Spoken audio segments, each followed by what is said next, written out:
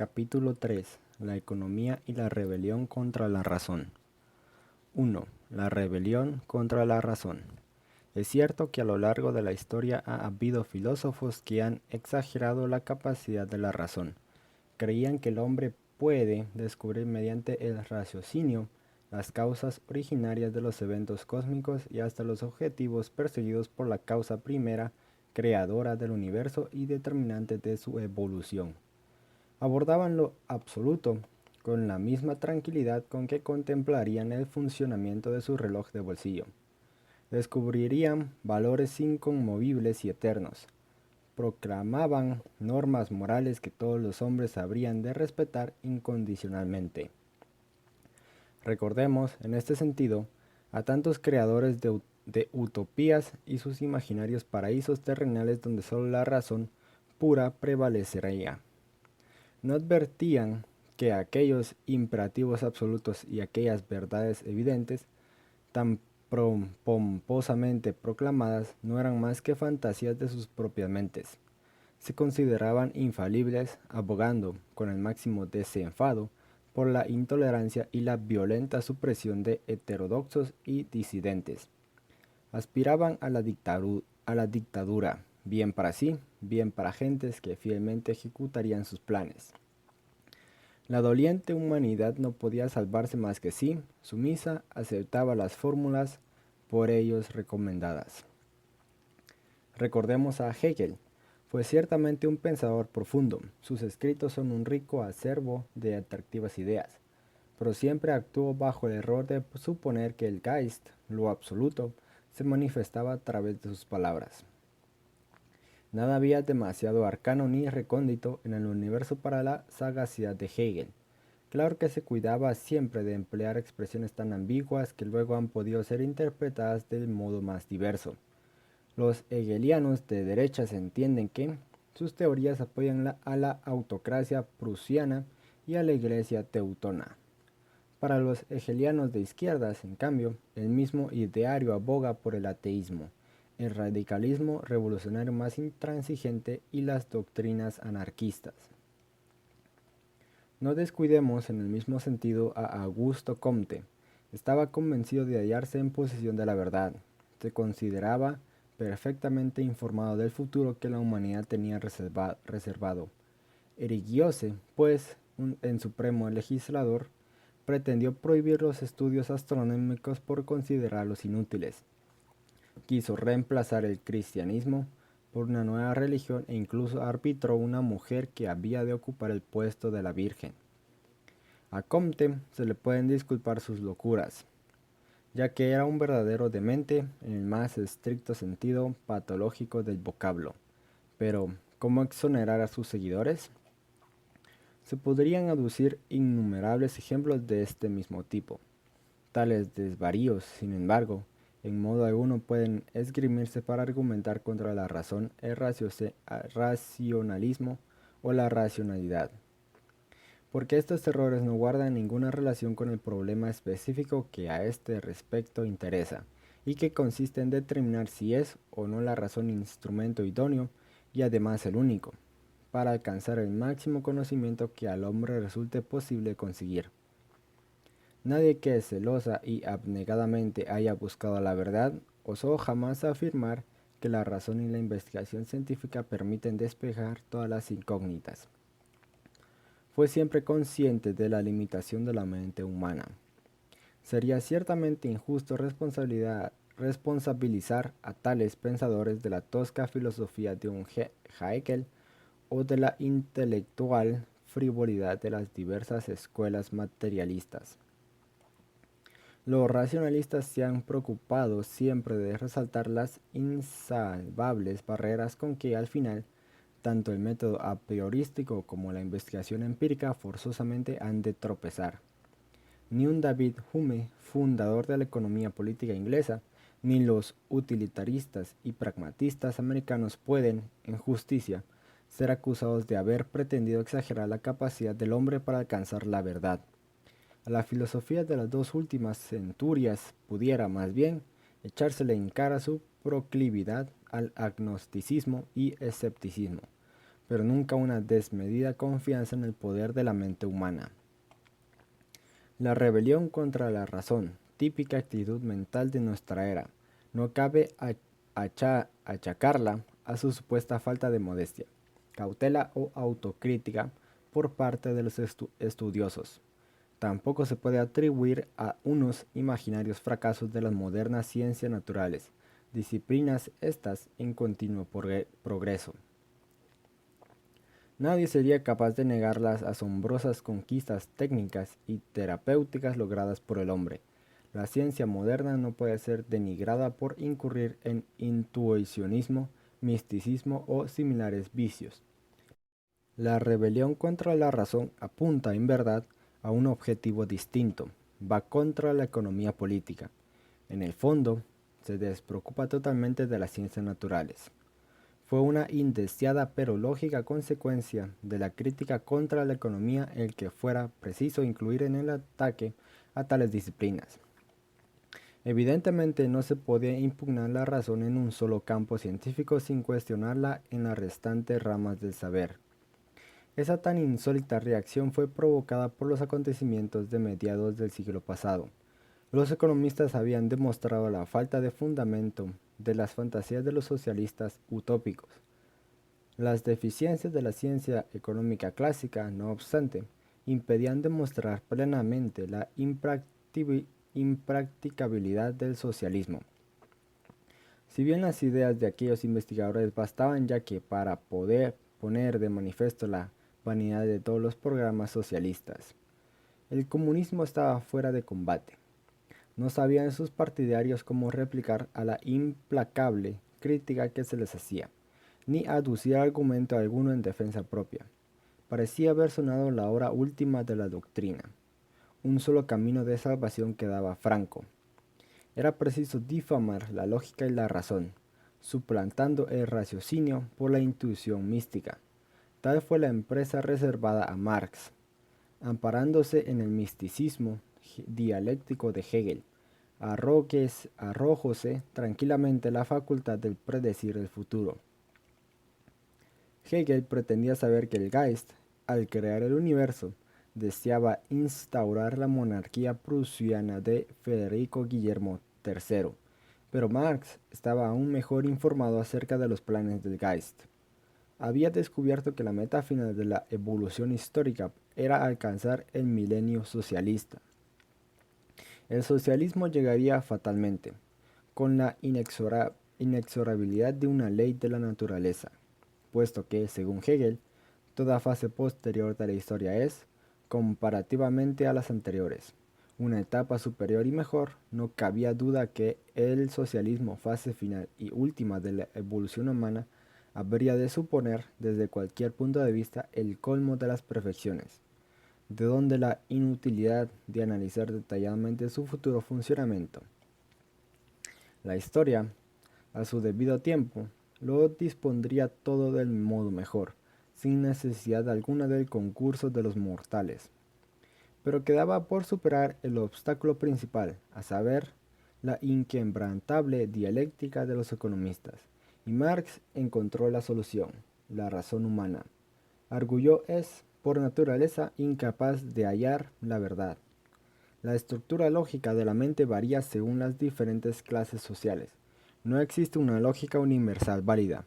La mente normalmente solo produce ideologías, es decir, con arreglo a la terminología marxista, conjunto de ideas destinadas a disimular y enmascarar los ruines intereses de la propia clase social del pensador.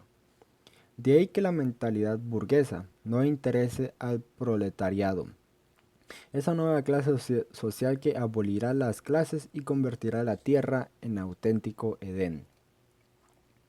La lógica proletaria, en cambio, jamás puede ser tachada de lógica de clase.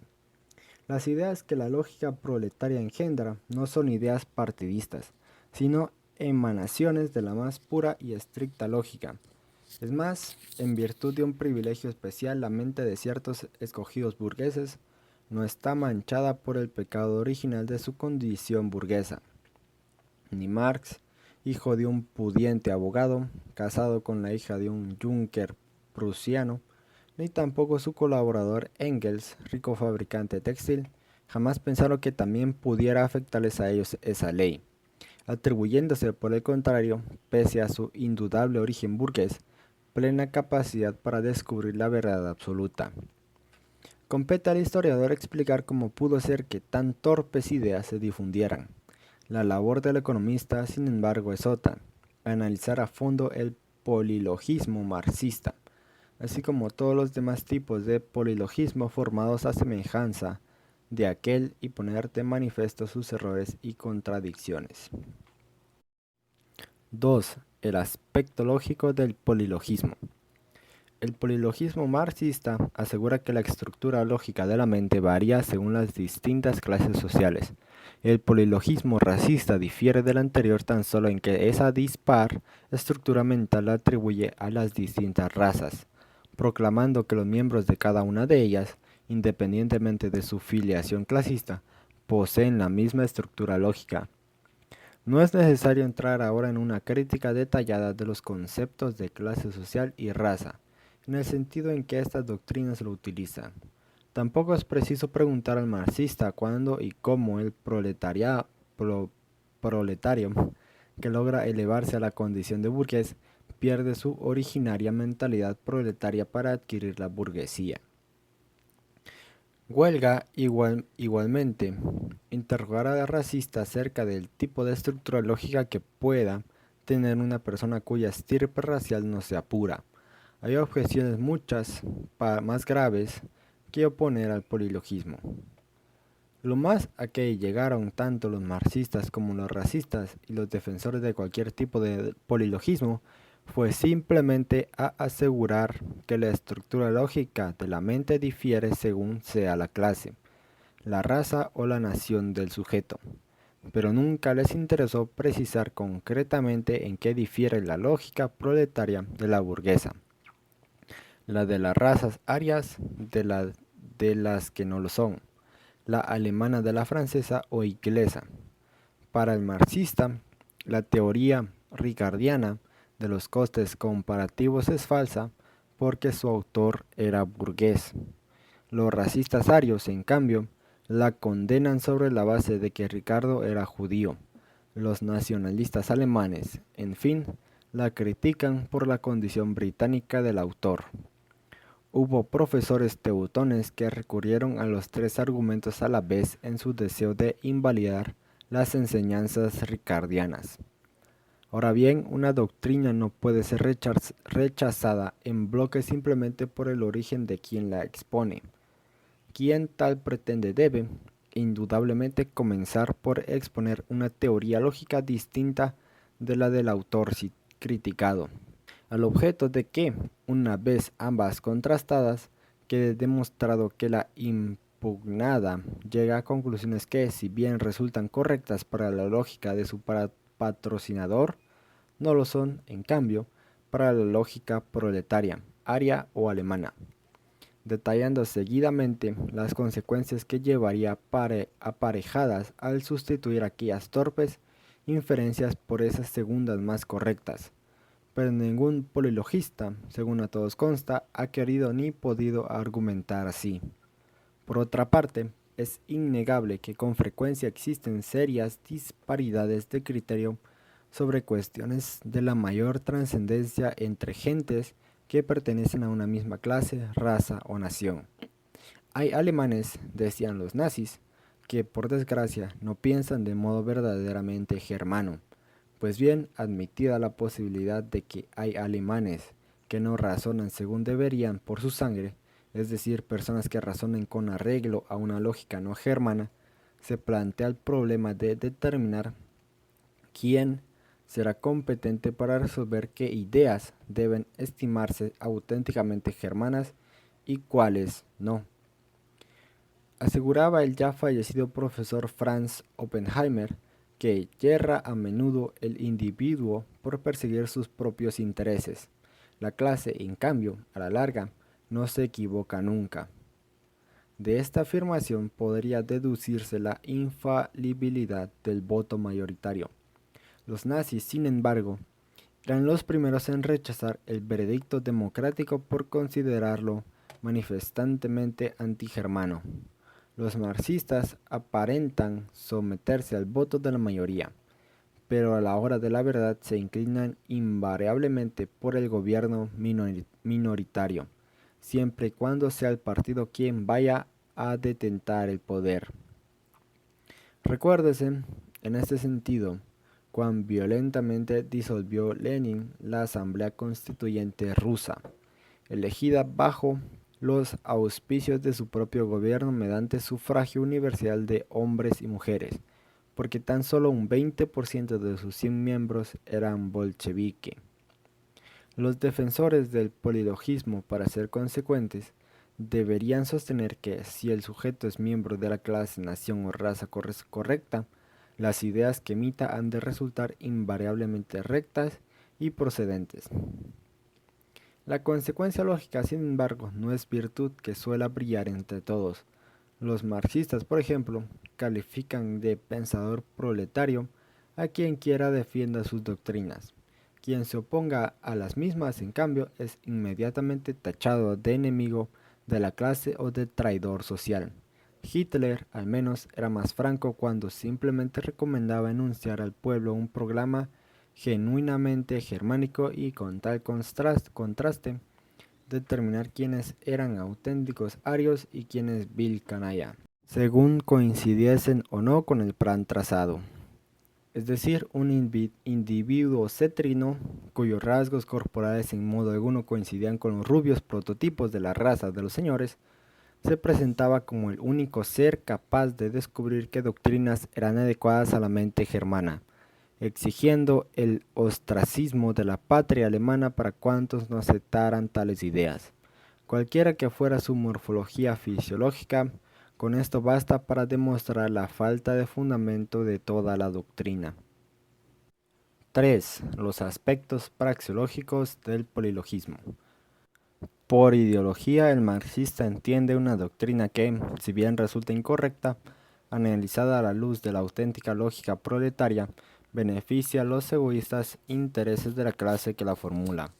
Es objetivamente errónea, si bien favorece los intereses clasistas del expositor precisamente en razón de su error. Son numerosos los marxistas que creen haber demostrado su tesis simplemente destacando que el hombre no busca el saber per se. Al investigador dicen, lo que de verdad le interesa es el éxito y la fortuna. Las teorías se formulan invariablemente pensando en la aplicación práctica de las mismas. Es falso cuanto se predica de una ciencia supuestamente pura, así como cuanto se habla de la desinteresada aspiración a la verdad. Admitamos, aunque solo sea a efectos dialécticos, que la búsqueda de la verdad viene inexorablemente guiada por consideraciones de orden material, por el deseo de conquistar concretos y específicos objetivos. Pues bien, ni aun entonces resulta comprensible cómo puede una teoría ideológica, es decir, falsa, provocar mejores efectos que otra teoría más correcta. Cuando un ideario aplicado en la práctica provoca los efectos previstos, la gente proclama invariablemente su corrección. No tiene sentido afirmar que una tesis correcta, pese a tal condición, pueda ser menos fecunda que otra errónea. El hombre emplea armas de fuego. Precisamente para servirse mejor de ellas, investigó y formuló la balística. Ahora bien, los estudiosos de referencia, por cuanto aspiraban a incrementar la capacidad cinegética y homicida del hombre, procuraron formular una balística correcta. De nada hubiérales servido una balística meramente ideológica. Para los marxistas es orgullosa y vana pretensión la postura de aquellos investigadores que proclaman su desinteresado amor a la ciencia. Si Maxwell investigó concienzudamente la teoría de las ondas electromagnéticas, ello fue solo, dicen, a causa del interés que los hombres de negocios tenían por explotar la telegrafía sin hilos. Ahora bien, aun concediendo de que fuera cierta esta motivación, en nada queda aclarado el problema de las ideologías que venimos examinando. La cuestión que en verdad interesa estriba en determinar si aquel supuesto afán de la industria del siglo XIX por la telegrafía sin hilos, que fue ensalzada, como la piedra filosofal y el elixir de juventud, indugó a Maxwell a formular una teoría exacta acerca del tema, o si le hizo, por el contrario, arbitrar una superestructura ideológica acomodada a los egoístas intereses de la burguesía. Como es bien sabido, no fue tan solo el deseo de combatir las enfermedades contagiosas, sino también el interés de los fabricantes de vinos y quesos por perfeccionar sus métodos de producción, lo que impulsó a los biólogos hacia la investigación bacteriológica. Los resultados que lograron no pueden, sin embargo, ser calificados de ideológicos en el sentido marxista del término. Lo que Marx pretendió mediante la doctrina de las ideologías fue socavar el enorme prestigio de la economía. Con toda claridad, advertía su incapacidad para refutar las graves objeciones opuestas por los economistas o la admisibilidad de los programas socialistas. La verdad es que el sistema teórico de la economía clásica inglesa le tenían de tal modo fascinado que lo consideraba lógicamente inatacable. O no tuvo ni noticias de las graves dudas que la teoría clásica del valor suscitaba en las mentes más preparadas, o si llegaron a sus oídos. Fue incapaz de apreciar la trascendencia de estos problemas. El pensamiento económico de Marx no es más que pobre y mutilada versión de la economía ricardiana. Cuando Jevons y Menger abrían una nueva era de pensamiento económico, la actividad de Marx como escritor había ya concluido. El primer volumen de Das Kapital había visto la luz varios años antes. Ante la aparición de la teoría del valor marginal, Marx se limitó a demorar la publicación de los siguientes volúmenes, que solo fueron editados después de su muerte. La doctrina de las ideologías apunta única y exclusivamente contra la economía y la filosofía del utilitarismo. Marx no quería sino demoler la autoridad de esa ciencia económica cuyas enseñanzas no podía refutar de modo lógico y razonado. Sitió a la doctrina investidura de norma universal, válida en cualquier fase histórica de las clases sociales. Ello fue exclusivamente porque un principio que solo es aplicable a un determinado hecho histórico no puede considerarse como auténtica ley. De ahí que no quisiera Marx tampoco restringir la validez de su ideario al terreno económico, prefiriendo por el contrario proclamar que el mismo resulta aplicable a cualquier rama del saber. Doble era el servicio que la economía, en opinión de Marx, había rendido a la burguesía. Desde un principio se había servido esta de la ciencia económica para triunfar sobre el feudalismo y el despotismo real, y conseguido esto, los burgueses pretendían seguir apoyándose en ella para sojuzgar a la nueva clase proletaria que surgía. La economía era un manto que servía para encubrir la explotación capitalista como una aparente justificación de orden racional y moral. Permitió, en definitiva, empleando un concepto posterior a Marx, racionalizar las pretensiones de los capitalistas. Subconscientemente avergonzados estos de su vil codicia, en el deseo de evitar el rechazo social, obligaron a sus psicofantes, los economistas, a formular teorías que les rehabilitaran ante las gentes honradas.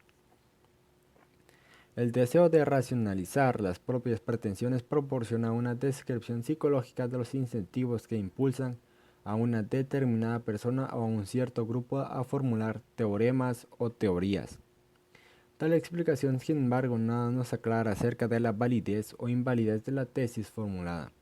Constatada la inadmisibilidad de la teoría en cuestión, la idea de racionalización es una interpretación psicológica de las causas que inducen al error a sus autores. A nada conduce, en cambio, escribir ese afán racionalizador si la doctrina de que se trata es justa y procedente. Aunque admitiéramos a efectos dialécticos que los economistas en sus investigaciones subconscientemente no pretendían más que justificar las inicuas pretensiones de los capitalistas, no nos sería lícito concluir que con ello había quedado demostrada la forzosa e invariable falsedad de sus teorías.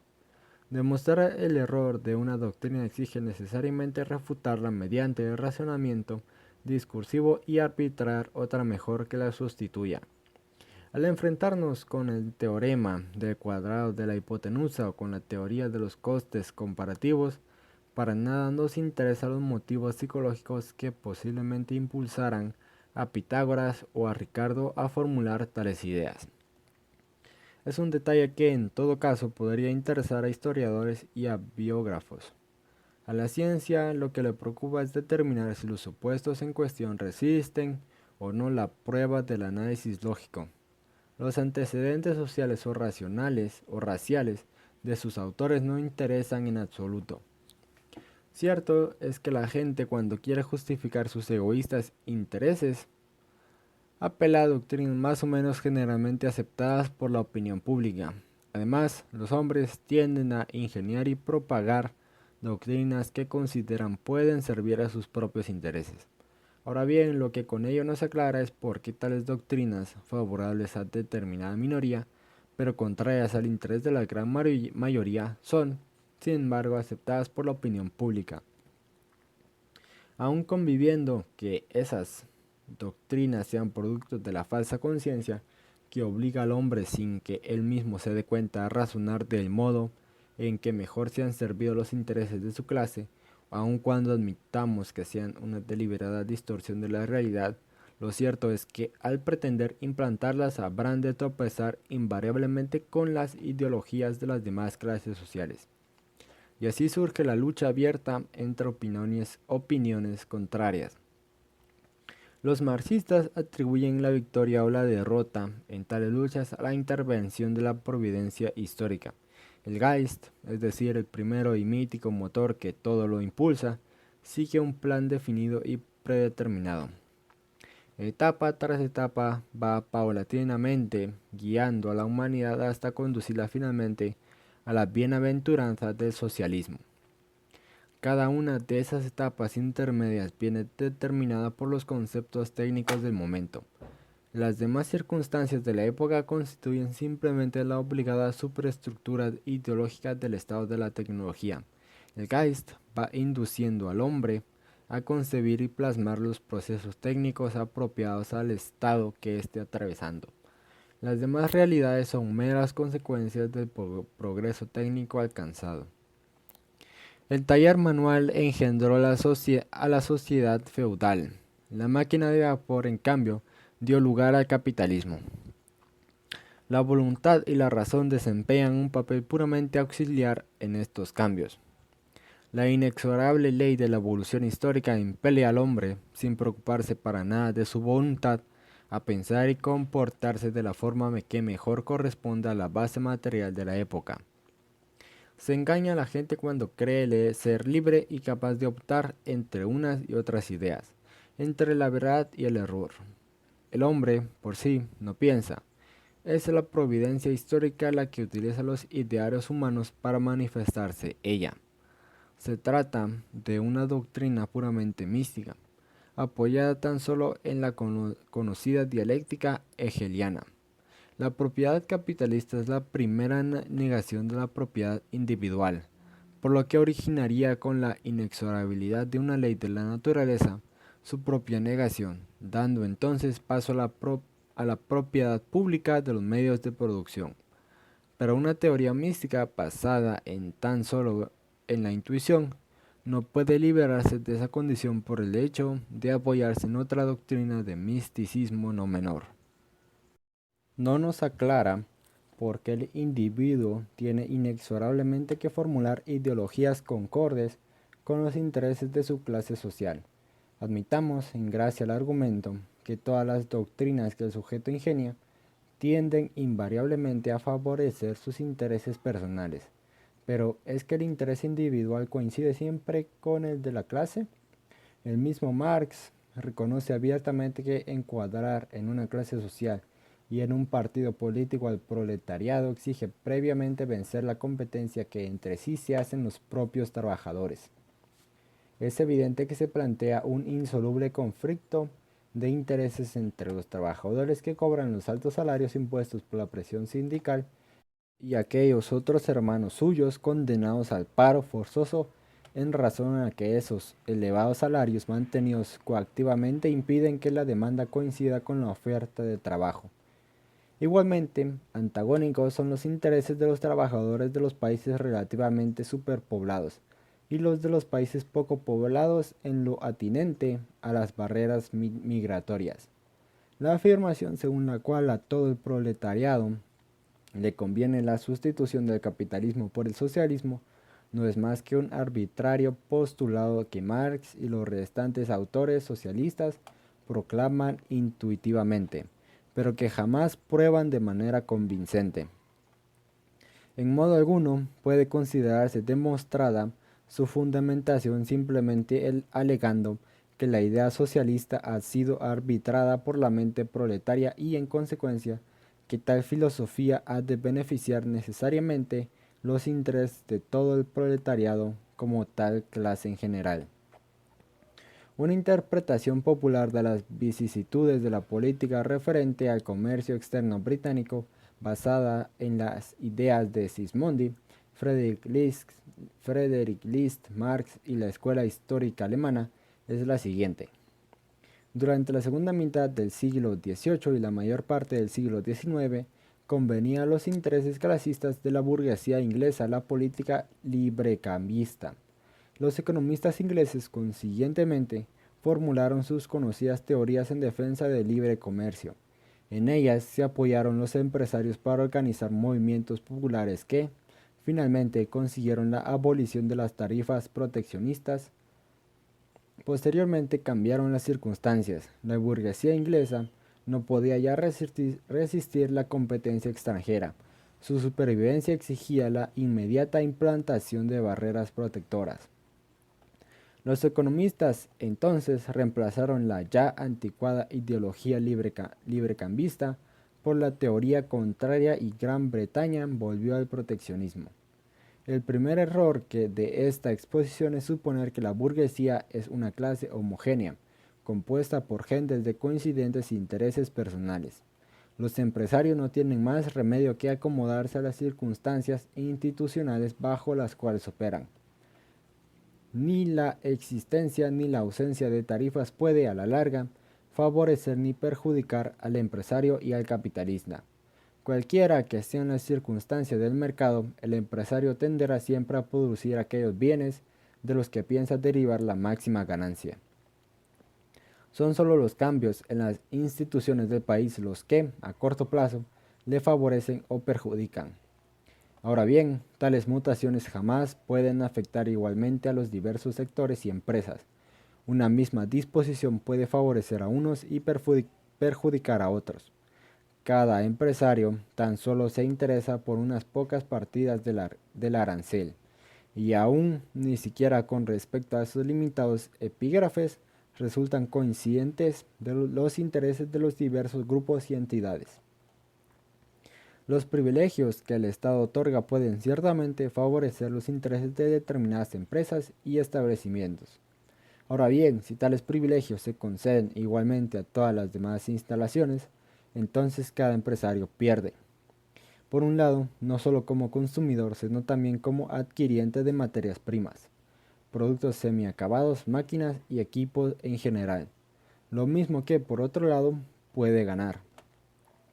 El mezquino interés personal tal vez induzca a determinados sujetos a reclamar protección para sus propias industrias, pero lo que indudablemente tales personas nunca harán es pedir privilegios para todas las empresas, a no ser que esperen verse favorecidos en mayor grado que los demás. Los industriales británicos, desde el punto de vista de sus apetencias clasistas, no tenían mayor interés que el resto de los ciudadanos ingleses en la abolición de las célebres leyes del trigo. Los terratenientes se oponían a la derogación de tales normas proteccionistas, ya que la baja del precio de los productos agrícolas reduciría la renta de sus tierras.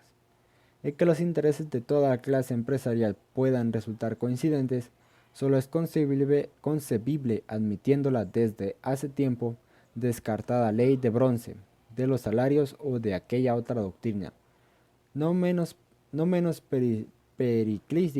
periclitada, según la cual el beneficio empresarial deriva de la explotación de los trabajadores. Tan pronto como se implanta la división del trabajo, Cualquier mutación de un modo u otro forzosamente ha de influir sobre los inmediatos intereses de numerosos sectores. De ahí que resulte fácil vilipendiar toda reforma tachándola de máscara ideológica, encubridora del vil interés de determinado grupo.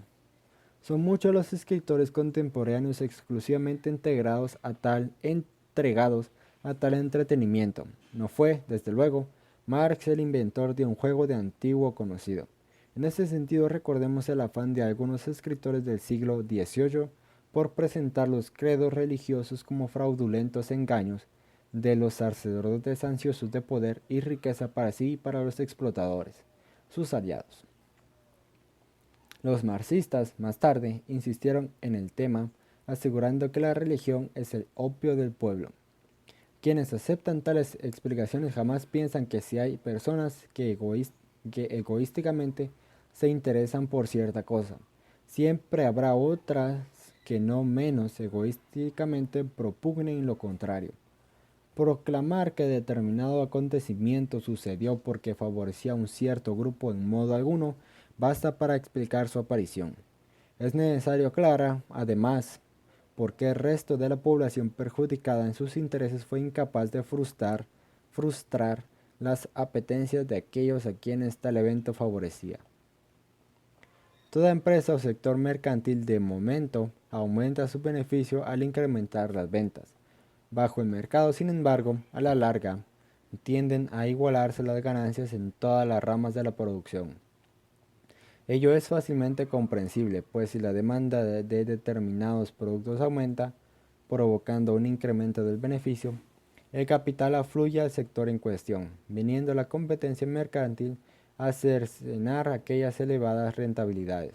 La venta de artículos nocivos no es más lucrativa que la de productos saludables.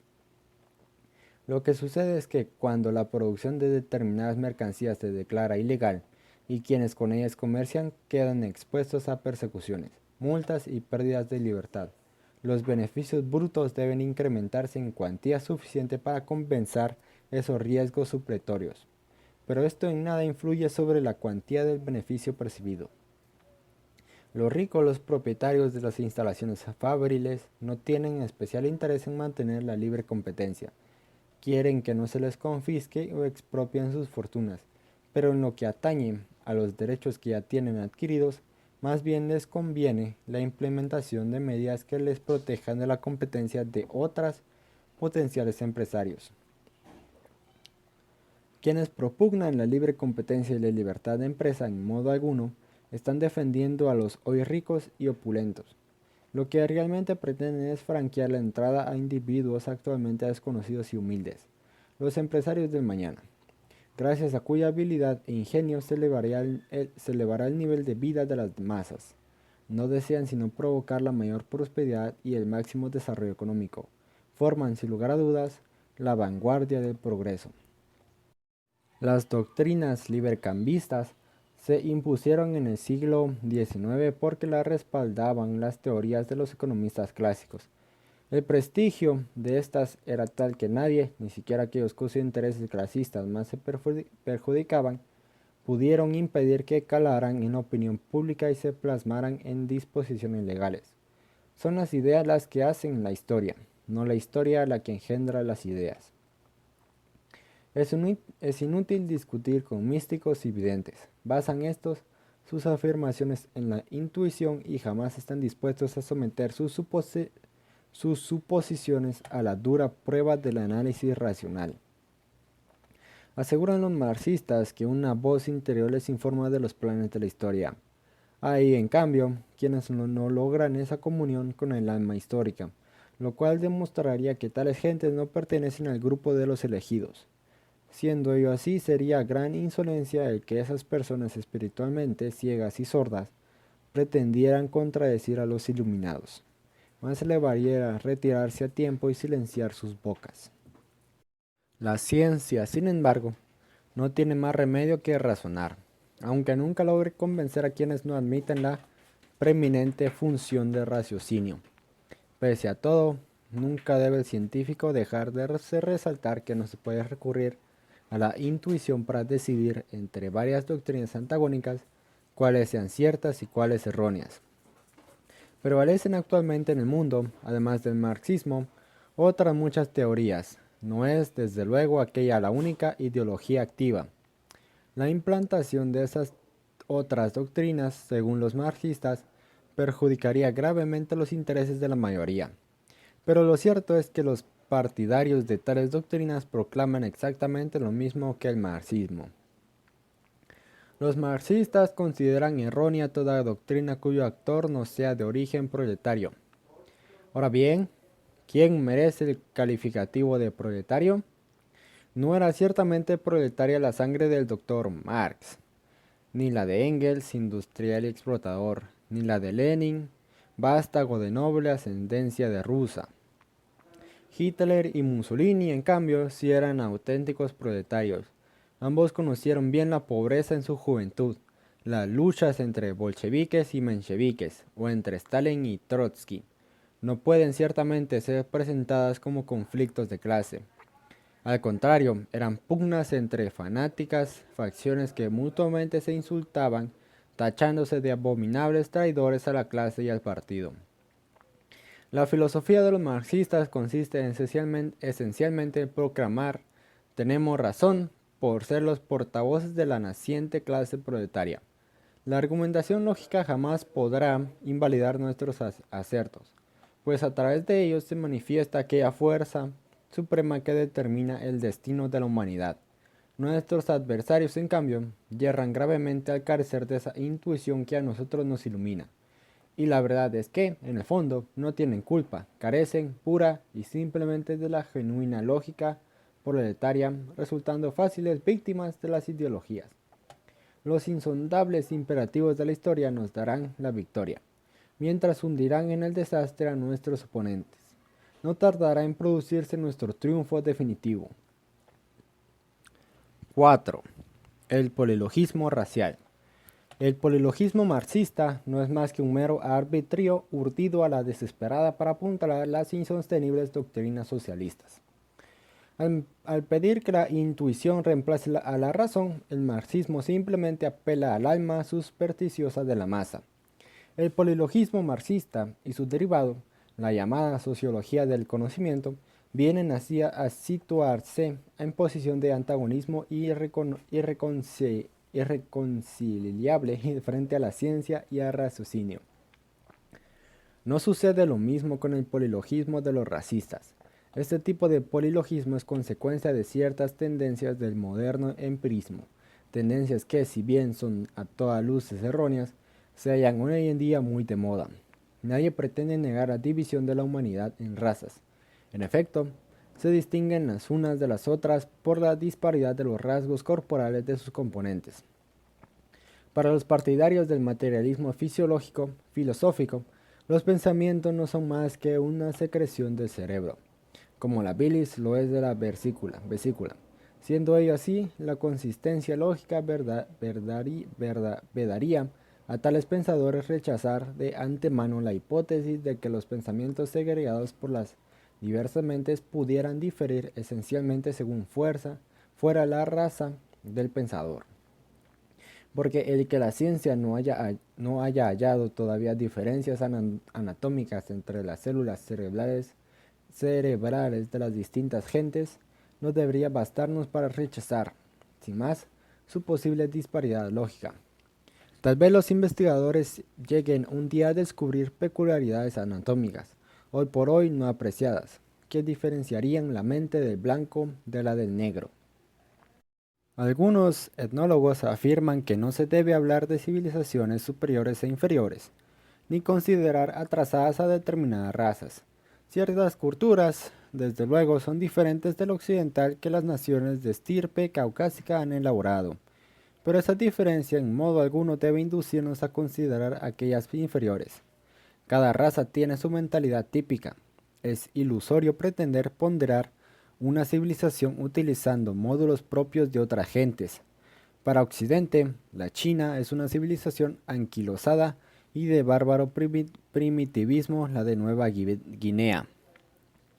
Los chinos y los indígenas de esta última, no obstante, Desdeñan nuestra civilización tanto como nosotros podemos despreciar la suya. Estamos ante puros juicios de valor arbitrarios por fuerza siempre. La estructura de aquellos pueblos es distinta de la nuestra. Han creado civilizaciones que convienen a su mentalidad, lo mismo que la civilización occidental concuerda con la nuestra. Cuanto nosotros consideramos progreso puede ser para ellos todo lo contrario. Contemplado a través de su lógica, el sistema que han establecido permite mejor que el nuestro, supuestamente progresivo, que prosperen ciertas instituciones típicamente suyas. Tienen razón tales etnólogos cuando se aseguran no ser incumbencia del historiador, y el etnólogo, a fin de cuentas, es un historiador, formular juicios de valor. Sin embargo, se equivocan cuando suponen que las razas en cuestión han perseguido objetivos distintos de los que el hombre blanco por su lado pretendió siempre alcanzar. Los asiáticos y los africanos, al igual que los europeos, han luchado por sobrevivir, sirviéndose al afecto de la razón como arma fundamental. Han querido acabar con los animales feroces y con las sutiles enfermedades. Han hecho frente al hambre y han deseado incrementar la productividad del trabajo. En la consecución de tales metas, sus logros son, sin embargo, muy inferiores a los de los blancos. Buena prueba de ello es el afán con que reclaman todos los adelantos occidentales. Solo si los mongoles o los africanos, al ser víctimas de penosa dolencia, renunciaran a los servicios del médico europeo, sobre la base de que sus opiniones y su mentalidad les hacen preferir el sufrimiento al alivio. Tendrían razón los investigadores a que nos venimos refiriendo. El Mahatma Gandhi echó por la borda todos sus principios filosóficos cuando ingresó en una moderna clínica para ser operado de apendicitis.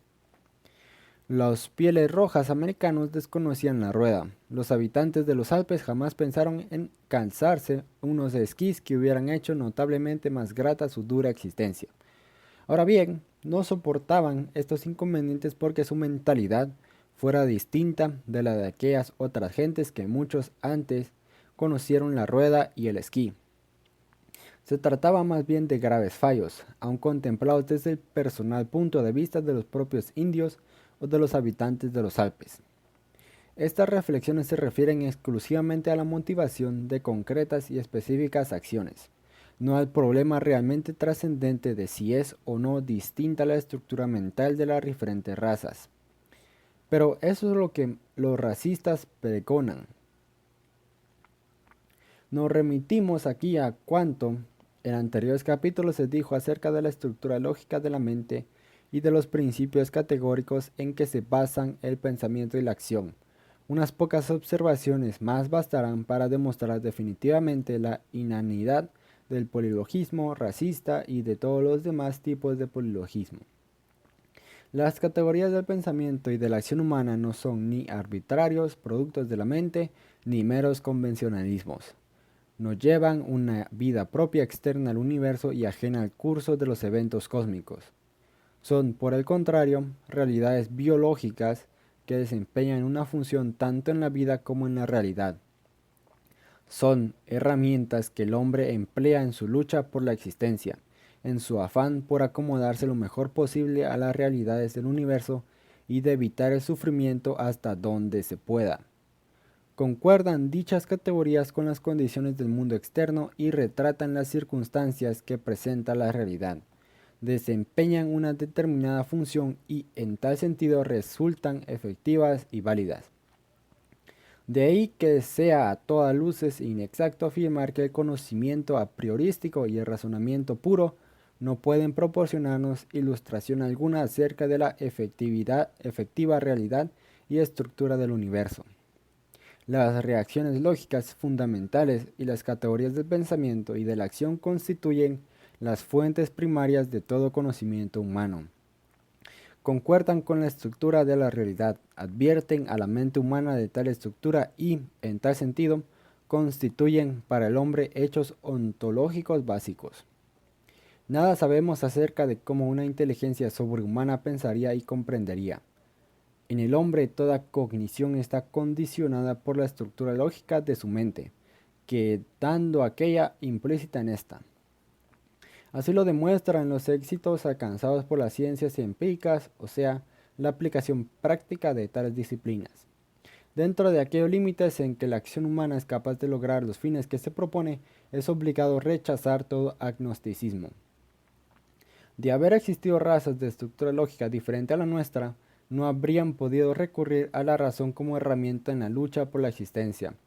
Para sobrevivir, habrían tenido que confiar exclusivamente en sus reacciones instintivas. La selección natural habría suprimido a cuantos individuos pretendieran recurrir al raciocinio, prosperando únicamente aquellos que no fiaran más que en el instinto. Ello implica que habrían sobrevivido solo los ejemplares de las razas en cuestión cuyo nivel mental no fuera superior al de los animales.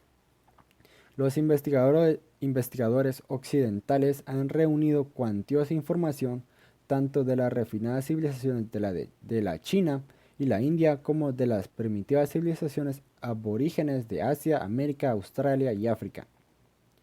Se puede asegurar que sabemos de tales razas cuanto merece ser conocido, pero ningún polilogista ha pretendido jamás utilizar dichos datos para demostrar la supuesta disparidad lógica de estos pueblos y civilizaciones.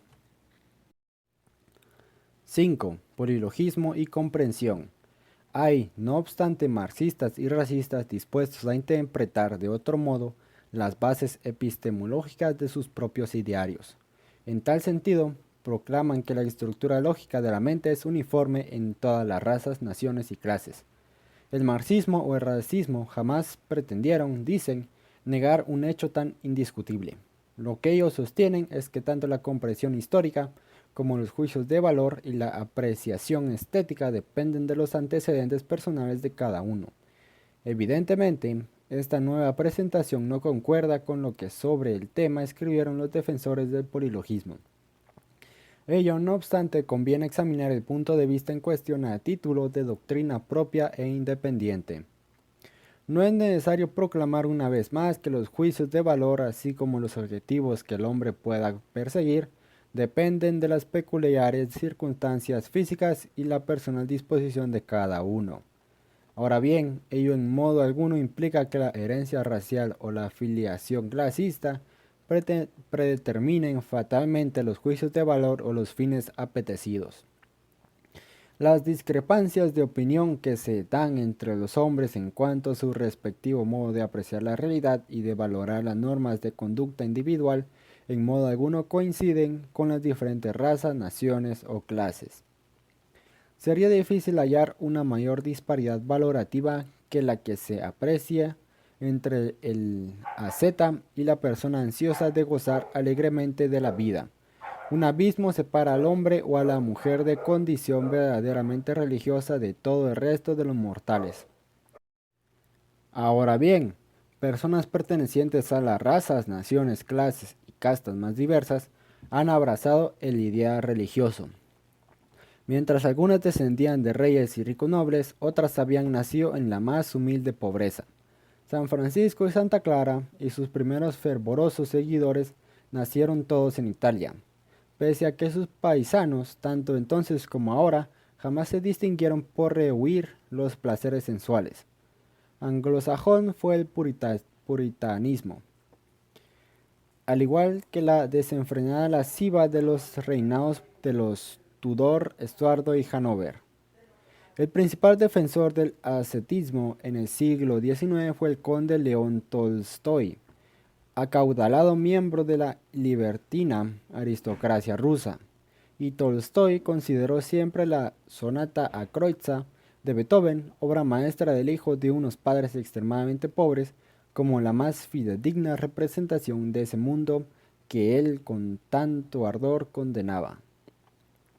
Lo mismo ocurre con las valoraciones estéticas. Todas las razas y naciones han hecho arte clásico y también arte romántico. Los marxistas, pese a cuanto proclama una interesada propaganda, no han creado ni un arte ni una literatura específicamente proletarios. Los escritores, pintores y músicos proletarios ni han creado nuevos estilos ni han descubierto nuevos valores estéticos. Tan solo se diferencian de los no proletarios. por su tendencia a considerar burgués cuanto detestan, reservando en cambio el calificativo de proletario para cuanto les agrada. La comprensión histórica, tanto en el caso del historiador profesional como en el del hombre que actúa, refleja invariablemente la personalidad del interesado. Ahora bien, el historiador, al igual que el político, si son gentes competentes y avisadas, cuidarán de que no les ciegue el partidismo cuando desean captar la verdad. El que califique en ciertas circunstancias de beneficiosa o de perjudicial carece de importancia. Ninguna ventaja personal puede derivar de exagerar o minimizar la respectiva relevancia de los diversos factores intervinientes. Solo la torpeza de algunos pseudohistoriadores puede hacerles creer que sirven mejor a su causa falseando los hechos. Las biografías de Napoleón I y Napoleón III, de Marx, Gladstone y Disraeli, las personalidades más discutidas del siglo pasado, difieren ampliamente entre sí en lo que respecta a juicios de valor, pero coinciden ampliamente en lo que atañe al papel histórico que dichos personajes desempeñaron. Otro tanto ocurre al político, que gana el partidario del protestantismo con ignorar el vigor y el prestigio del catolicismo o el liberal al menospreciar la fuerza del socialismo. Para triunfar, el hombre público ha de contemplar las cosas tal como realmente son. Quien vive de fantasías fracasa sin remedio. Los juicios de relevancia difieren de los valorativos en que aquellos aspiran a ponderar circunstancias que no dependen del criterio subjetivo del actor. Ahora bien, como igualmente los matiza la personalidad del sujeto, no puede haber acuerdo unánime en torno a ellos.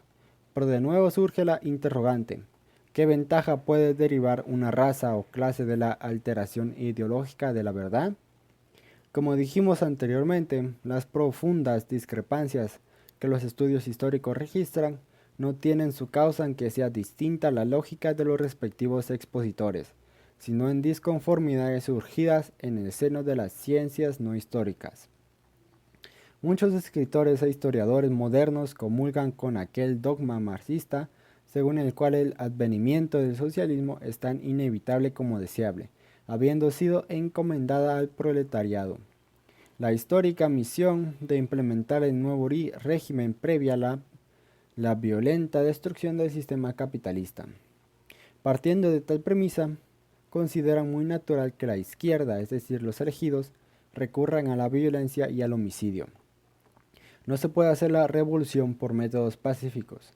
De nada sirve perder el tiempo con nimiedades tales como el asesinato de las hijas del zar, de León Trotsky, de decenas de millares de burgueses rusos, etc. Sí, sin romper los huevos no puede hacerse la tortilla. ¿A qué viene ese afán por resaltar tan inevitable rotura? El planteamiento, no obstante, cambia por completo cuando alguna de esas víctimas osa defenderse y repeler la agresión. Pocos se atreven ni siquiera a mencionar los daños, las destrucciones y las violencias de los obreros en huelga. En cambio, cuando una compañía ferroviaria, por ejemplo, adopta medidas para proteger contra tales desmanes sus bienes y la vida de sus funcionarios y usuarios, los gritos se oyen por doquier. Ese diferente tratamiento no proviene de encontrar juicios de valor, ni de disimular un modo de razonar. Es consecuencia de las contradictorias teorías sobre la evolución histórica y económica. Si es inevitable el advenimiento del socialismo y solo puede ser implantado por métodos revolucionarios, esos asesinatos cometidos por los progresistas carecen evidentemente de importancia. En cambio, la acción defensiva u ofensiva de los reaccionarios que puede demorar la victoria socialista cobra gravedad máxima. Son hechos importantes, mientras que los actos revolucionarios son mera rutina. 6. En defensa de la razón. Los racionalistas nunca pensaron que el ejercicio de la inteligencia pudiera llegar a hacerse omnisciente al hombre. Advirtieron que, por más que se incrementara el saber, el estudioso acabaría enfrentando con datos últimos no susceptibles de ulterior análisis. Pero hasta donde el hombre puede razonar, entendieron, debe aprovechar su capacidad intelectiva. Es cierto que los datos últimos resultan inabordables para la razón, pero lo que en definitiva puede conocer la humanidad pasa siempre por el filtro de la razón. Ni cabe un conocimiento que no sea racionalista ni una ciencia de lo irracional. En lo atinente a problemas todavía no resueltos, es lícito formular diferentes hipótesis, siempre y cuando éstas no pugnen ni con la lógica ni con los hechos demostrados por la experiencia. Tales soluciones, sin embargo, de momento no serán más que eso, hipótesis. Ignoramos cuáles sean las causas que provocan la diferencia intelectual que se aprecia entre los hombres. La ciencia no puede explicar por qué un Newton o un Mozart fueron geniales, mientras la mayoría de los humanos no lo somos. Pero lo que no se puede aceptar es que la genialidad dependa de la raza o la estirpe del sujeto. El problema consiste en saber por qué un cierto individuo sobresale de entre sus hermanos de sangre y por qué se distingue del resto de los miembros de su propia raza. Suponer que las hazañas de la raza blanca derivan de una superioridad racial es un error ligeramente más justificable, pero tal afirmación no pasa de ser una vaga hipótesis, impugna además con el hecho incontrovertible de que fueron pueblos de otras estirpes quienes echaron los cimientos de nuestra civilización.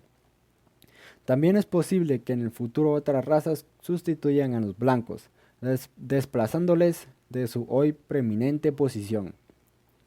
La hipótesis en cuestión debe ser ponderada por sus propios méritos. No cabe descartarla de antemano sobre la base de que los racistas la esgrimen para justificar su afirmación de que existe un irreconciliable conflicto de intereses entre los diversos grupos raciales y que, en definitiva, prevalecerán las razas superiores sobre las inferiores. La ley de asociación de Ricardo patentizó hace mucho tiempo el error de semejante modo de interpretar la desigualdad humana. Pero lo que no puede hacerse para combatir el racismo es negar hechos evidentes. Es evidente que, hasta el momento, determinadas razas no han contribuido en nada, o solo en muy poco, al progreso de la civilización, pudiendo las mismas ser, en tal sentido, calificadas de inferiores. Si nos empeñáramos en destilar a toda costa de las enseñanzas marxistas un adarme de verdad, podíamos llegar a convenir en que los sentimientos emocionales ejercen gran influencia sobre el raciocinio, pero esto nadie ha pretendido jamás negarlo, y, desde luego, no fueron los marxistas los que descubrieron tan evidente verdad. Es más, es algo que carece de todo interés por lo que respecta a la epistemología. Son muchos los factores que impulsan al hombre tanto cuando descubre la verdad como cuando se equivoca, pero corresponde a la psicología el enumerar y ordenar tales circunstancias. La envidia es una flaqueza harto extendida. Son muchos los intelectuales que envidian la prosperidad del afortunado hombre de negocios. Tal resentimiento les arroja frecuentemente en brazos del socialismo, pues creen que bajo ese régimen cobrarían sus sumas superiores a las que perciben en un régimen capitalista. Ahora bien, la ciencia no puede conformarse con demostrar simplemente la concurrencia de ese factor envidioso, debiendo por el contrario analizar con el máximo rigor la doctrina socialista. El investigador no tiene más remedio que estudiar todas las tesis como si quienes la defienden persiguieran única y exclusivamente la verdad. Las escuelas polilogistas jamás están dispuestas a examinar bajo el prisma puramente teórico las doctrinas de sus contraopinantes. Prefieren limitarse a subrayar los antecedentes personales y los motivos que, en su opinión, indujeron a sus autores a formular sus teorías. Tal proceder pugna con los demás elementales fundamentos del razonar.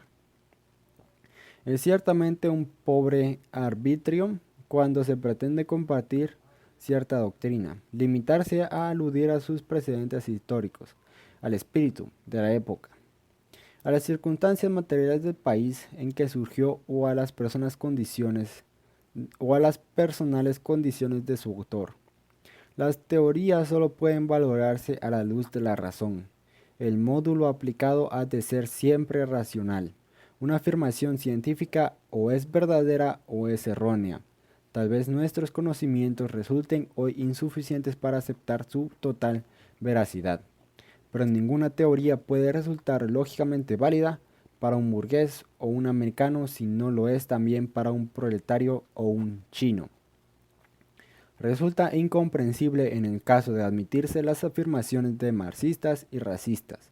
Ese obsesivo afán con que quienes detentan el poder pretenden silenciar a sus meramente teóricos opositores, persiguiendo a cuantos propugnan otras posiciones.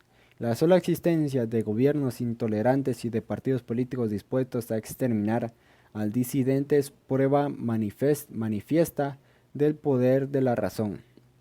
Apelar a la policía, al verdugo o a la masa violenta no basta para acreditar la veracidad de las ideas defendidas.